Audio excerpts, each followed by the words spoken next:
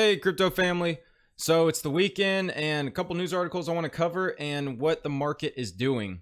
So looking at Bitcoin, it's down 0.82% at $6,613. You can see most of the coins are down today. Although one of the coins that are up is Binance Coin. It's up 4.84% to $14.17. And a reason for that is they're having a coin burn on July 18th. So for those who don't know what a coin burn is, basically it's the process of sending the token to an address that is invalid and does not have a private key. So basically you remove the coin from circulation, which reduces the supply and increases the demand. And every time they have a coin burn, there usually is a little increase in price. I believe one time they had it that was, it says there was an increase of over 54%. One time in which they had a coin burn. So again, there is some positive momentum with coin burns, and usually there is an increase in price prior to them because you are decreasing the supply. So you're making them more, you could say more attractive to investors. So that's the reason that Binance Coin is going up. One of the reasons anyway. So again, keep an eye on that. It's a great exchange. They've been really taking care of their customers. So again, just one coin to always keep an eye and maybe have in your back pocket. But looking at Bitcoin here, so I drew this chart yesterday, and you can see the descending triangle. Right now, it is just on the bottom trend line. So it's at $6,533, and you can see it's barely on top of it. So if this does break, then I foresee us, potentially testing this $6,300 level, which it has bounced off a couple times. And if it does break that, then possibly going to 6,150, which is the previous resistance down here, and then eventually breaking down to 5,800. So hopefully, a lot of people are thinking it's going to bounce off of 63 to 6,400 down here.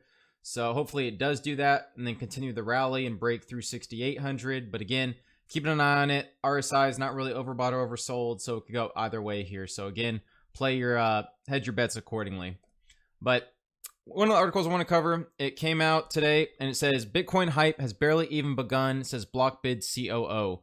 So what Blockbid is, it's a trading exchange, and the COO, David Sapper, he says he believes the hype surrounding Bitcoin and other cryptocurrencies is just getting started and will one day permeate our everyday lives. So he believes more mainstream adoption coming in 18 to 24 months, a sentiment that's echoed throughout the crypto community. Basically, he says, there's been a fall in Bitcoin, but he says the hype has only begun since only 1% of the population owns any cryptocurrency, and news of banks and financial institutions looking to incorporate blockchain technology and invest in cryptocurrencies. He thinks there'll be more mainstream adoption coming in the future. And again, that's something you got to keep in mind because there's barely anyone invested in blockchain right now. I mean, right now it's only 1% of the global population. So there's still a ton of adoption that can happen. So again, keep that in mind when you are looking at the long-term vision of Bitcoin. And one of the quotes he puts here, he says, Bitcoin and cryptocurrencies as a whole have become sensitive to changes in the market. And with the news of Facebook lifting the ban on cryptocurrencies, some confidence has returned to the market, which in turn has seen price increases with Bitcoin.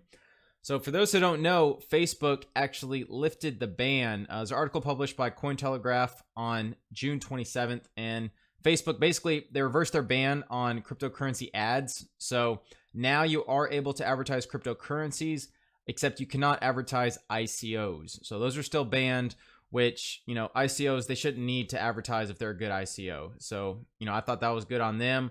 You're still able to advertise cryptocurrencies now, which is definitely positive for them. And also I want to cover is an article that was published yesterday by CoinDesk. It says Facebook has a new director of engineering for blockchain. So again, I think a lot of companies are playing kind of the news game where, get Bitcoin as low as you can. And then behind the scenes, they're hiring all these people trying to get entered into the blockchain space so that then they can buy Bitcoin cheap and then ride the wave with everyone else. So again, don't fall for these, small drops we have in Bitcoin. If you have Bitcoin, I would just hold it. It's not financial advice, just my opinion, but I think, we'll see a rise by year end.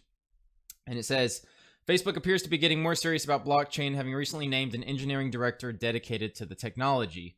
Said they appointed one of the senior engineers, Evan Chang, as its first, quote, director of engineering blockchain. It says the new position was first reported by TechCrunch and confirmed by Facebook on Thursday. And basically, it's saying how they're looking to explore the emerging technology and just try to get into it. You know, just how like they got into the VR technology with the Oculus. Now they're trying to get into blockchain technology. So Facebook always wants to have their hand in the newest emerging technology. And hey, I mean, it's good to see they're trying to get in and just, you know, pave the way for more adoption in the future. So I thought this was great news and something that will help propel Bitcoin in the future.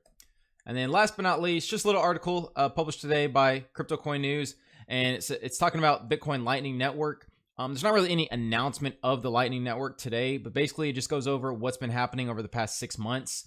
And it says nowadays there are roughly 7,800 open channels with 26 Bitcoin of capacity. That is a 16,856% increase in channels and a 4,084% increase in channel capacity in 6 months. So Lightning Network, you know, is slowly being implemented. It's being able to, you know, have a lot more transactions go through, lower the transaction times, and again, lower the cost. You know, to send a Bitcoin now, it's hardly anything versus what it was in December, where it's close to $15, $20. So it's great to see now that Lightning Network is moving along. There's a lot more integration happening. And again, they're just propelling it more. And I believe when they first implemented it, they expected about 2 years for it to fully integrate. So it's good to see, you know, 6 months, how much it's already increased and how many more transactions it can handle. So again, this is just an article just kind of bringing that to light, and just, you know, don't forget about Lightning Network. It's still helping, and it's still being able to get transactions more efficiently and more effectively. So I just wanted to bring that up and remind everyone of that. But with that, that's all I had for today. So if you enjoyed this video, please give it a like, comment if you have any questions, and subscribe if you haven't. Until next time, thanks for watching.